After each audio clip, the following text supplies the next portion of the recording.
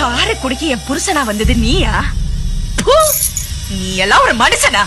இம்புட்டு நாள் ஆங்காரியா அர்த்தம் கேட்டு இந்த தாலி அத்துவேன்னு சொல்லிட்டு இருந்தேன்.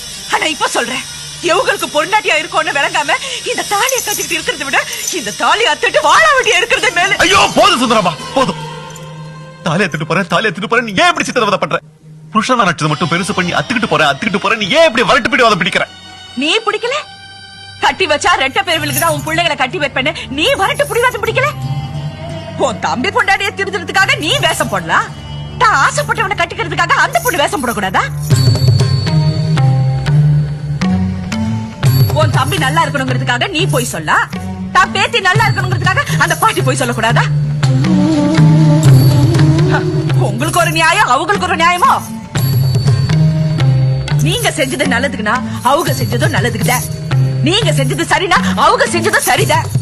அவங்க செஞ்சது தப்புனா அப்ப நீங்க செஞ்சதும் தப்புதான். நீங்க செஞ்சது சரினா நானும் என் புருஷனமா நின்னு அச்சனை போட்டு அந்த பிள்ளைகளுக்கு ஆசீர்வாதம் பண்றோம். நீங்க செஞ்சது தப்புனா நான் இப்படியே அத்துக்கிட்டு நடைய கட்டுறேன்.